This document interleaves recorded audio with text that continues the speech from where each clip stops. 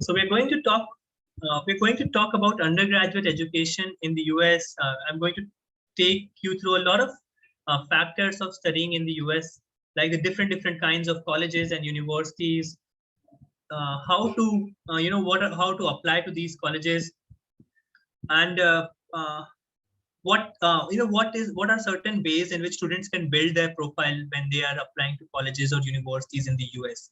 But even before going into those details, let me first uh, share with you about a few things about why do students prefer to study in the US. Why is US such an exciting destination for the students? So there are three factors that I consider to be most important when it comes to studying in the US, and three factors which really makes US the number one destination for Indian students. When they think of education abroad, they think of the US, and these are the three things which really makes it superior than any other country. In these three factors, US is more advanced. Number one is the most advanced system. US is the most advanced system when it comes to undergraduate education. When I say advanced, the universities in the US have been running for 200, 300 years, and that's not a joke. I mean, really, universities have been running there for 2 to 300 years, and they have fantastic infrastructure. They have a great understanding of education. They have built their systems. They have built their reputation as world-class institutes. They have amazing top of the class research, infrastructure, libraries, everything. So the quality of education at actually most of the universities in the US is pretty phenomenal, and that is one factor why students are so much attracted to the US. That's point number one. Point number two is the flexibility that it provides. When you go to the US, you have an option of designing your own major. You have an option of changing your major after the first year. You can go in as undecided, and then you can work and either design your own major, or you can select what you like and study that particular subject, or you can really very well there's lots and lots of opportunities and flexibilities that are available to any student who is going there. When these 17 years old students, grade 12 students, when they apply to colleges, they are not expected to know everything, and this flexibility really helps them take a decision and design their own major, or design or plan what they want to study. They can try out a few stuff. They can try out a few courses or programs, or sort of majors, and see whether that is something that they like doing. If not, they can change their major, and on an average, all students in the US would change their major at least once. And when you compare that to India or UK, you cannot do that. In India right now, there are few possibilities with the liberal arts colleges, but with other kind of colleges like the IITs or the NITs or the St. Xavier's, once you go into to study a particular major or a program or a course, you cannot change it. You are just stuck with it for your 3 or 4 years of your undergraduate education. So the flexibility is something which is really a positive factor when students decide to study in the US.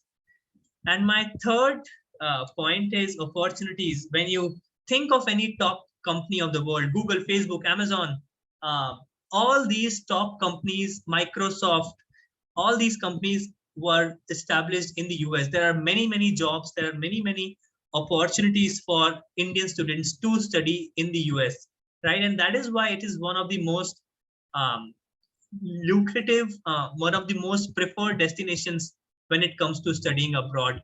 Not just jobs, even postgraduate opportunities in the US are phenomenal.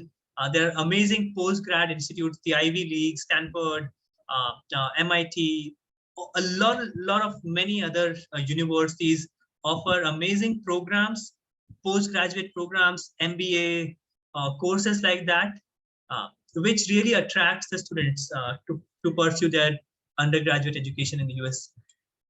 When someone asks you why US, I think those are some factors. Apart from that, I'm sure there are many other things that students think of on why they want to study in the US. But I think for me, these are the three most important factors that I tell my students to think about when they are thinking of applying to the US. I briefly touched this in my previous presentation, but let me take you through this once again. The different kinds of higher education institutions in the US. Number one is liberal arts colleges, public universities, private universities, community colleges, and specialist schools. What are liberal arts colleges? The liberal arts colleges, uh, when you hear the word arts, you might think it's a college where students go to study arts, which is wrong, which is completely wrong. A liberal arts college is a college where the quality of education is more liberal, there is more flexibility. Uh, uh, a liberal arts college, again, is a college where in most cases, only undergraduate students are the focus. They don't have postgraduate students or PhD students in most cases. Again, at liberal arts colleges, you can study anything, all the way from computer science to engineering to arts to music, psychology, everything. So if a student says that I don't want to go to a liberal arts college because I don't want to study arts, just stop them over there and say, wait, at a liberal arts college, you can study anything. You can study engineering, or you can study arts, or anything at all, right? There's massive number of majors available at all liberal arts colleges. The only reason why they're called liberal arts colleges is because the quality of education is liberal. You have flexibility. The benefits of studying at a liberal arts college is that you get access to the professors. You get a chance to work with professors. All the resources which are available at a liberal arts college are available for undergraduate students, which might not be the case at public universities or private universities, where some labs or some facilities are reserved only for postgraduate or doctorate or PhD kind of students, right? The fees of liberal arts colleges is pretty high, because they are completely focused on undergraduate education, whereas public universities or private universities have many other things going on, like post-grad education, researches, and so and so. At a liberal arts college, the sole focus is educating the undergraduate student. That's why the tuition fees is a major source for their revenue, and that's why that is something which is pretty high at liberal arts colleges. Whereas when we come to private universities, let me first talk about private universities before talking about public universities. Private universities are universities where they focus on undergraduate education, postgraduate education, PhD. Undergraduate student is not their only priority. They have other things also going on in their campuses. So what are the real differences between liberal arts colleges? In a liberal arts college, the class size would be smaller, whereas in a public university, the class size might be a little larger in most cases. But what benefits does a private university offer is that the resources are plenty. There are many resources, whereas a liberal arts college would be much smaller. There are about a couple of thousand students. At a private university, there can be 10,000 to 20,000 students, right? That means the kind of resources that a private university provides will also be higher as compared to a small liberal arts college. The tuition fees of a private university will be slightly lower. In most cases, it will be slightly lower than a liberal arts college. When I say slightly lower, if this is $60,000 per year, this would be $55,000 per year without a scholarship on an average, right? Now let's talk about public universities. Public universities are the universities. And before moving to public universities, let me give you a couple of examples of liberal arts college. Union College in the state of New York, Amherst College, Swarthmore College, Harvey Mudd College. These are all liberal arts colleges. A private university, all the universities that you can think of, Harvard, Stanford, University of Pennsylvania, Brown, Syracuse University, New York University, all of these are private universities. You might think some of these are public, but no, all of these are private universities. Let me give you some examples of public universities. Public universities are universities like UMass, Amherst, Purdue University, SUNY, that is State University of New York, Georgia Tech, Georgia Tech. So those are public universities. Why? What are public universities? Public universities are the universities which are funded by the government of a particular state. If a university is located in the state of Georgia, like Georgia Tech, it will be funded by the tax which is paid by the residents of that state. And that is why the tuition fees at public university is different for in-state students and out-of-state students. In-state students are the students who reside in that particular state, who are the residents of the state of Georgia or Massachusetts, whereas out-of-state students are students who are not residing in that state, or all international students, like students who are going from India. The fees for public universities for an in-state student is very low, whereas for a international students is pretty high, roughly around $30,000, but it is still not as high as a private university. So a public university, even though their fees is higher for international students, the fees would still be lower than the private universities, right? That means here you would pay roughly about $30,000 per year. Living expenses can again be about $10,000 to $15,000, $20,000 depending upon where you're living. But the tuition fees, although it will vary between state to state, but I am taking a benchmark as, let's say, Purdue or State University, New York or Georgia Tech, the fees would be somewhere around $30,000. State universities do not, public universities do not offer scholarships to international students, which particularly means that if you are going to study there, although the fees will be lower, but you will not be offered a scholarship because they are funded by the government of that particular state, and government or the residents of that particular state, or the taxpayers from that particular state. And that's why they cannot offer scholarships to students from India. The taxpayer will start shouting at them. The next kind of college is a community college. A community college is a college where students go and study just for 2 years. They don't study for 4 years. They study their first 2 years before transferring to another bigger university. A community college is a college where you get an associate degree, associate AA or a AS, whereas in all other colleges you get a BA or a BS, Bachelor of Arts, Bachelor of Science. But at a community college you get an AA or an AS degree, where you study for 2 years before transferring to another college or university to get a bachelor's degree, right? So why do students prefer community college? Because the fees is tremendously low. You just need to pay about $10,000 to $12,000 per year towards your tuition fees. Living expenses will be as per the place or the city you are living in, $15,000 to $20,000. But the tuition fees is very, very low. And how are they able to keep the tuition fees so low? Whereas if you see at other universities, the fees is $30,000, $40,000, $50,000. A community college, the fees is so low because they don't have that kind of an infrastructure. If you think of a community college, think about St. Xavier's in Mumbai, or think about a college which does not have residences. It's just a structure, multiple buildings, but without so many facilities for the students. They might not have as many facilities like sports facilities or theaters or cafeterias or a stadium, which would usually be available at a liberal arts or a public or a private university. A community college, the infrastructure is pretty low. I'm not saying that the quality of education will also be low, but the infrastructure is much more compressed. There are fewer facilities for the students at a community college. That's why the cost of education at a community college is much lower as compared to that in a public or a private university. Tuition fee is much lower, but usually very few students from India go into community college. This is a trend which is gradually starting to pick up now. And I think more students should look at community colleges gradually in the coming years. Finally, the fifth kind of schools are specialist schools. Specialist schools are schools which focus on design or drama or theater or culinary arts, like the New York Institute of Culinary Arts or the Berklee School of Music. These are colleges or schools which are focused on a certain subject or a certain major or certain field, right?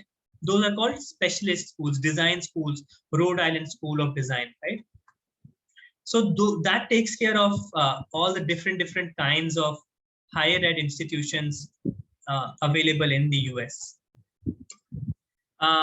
Very quickly, I'm going to go through the application process. How can students apply to the US? The application process in the US is a holistic admissions holistic admissions process, which means it's not just focus on your scores or your just like in the IITs, if you got a good marks in your JEE, you can get in.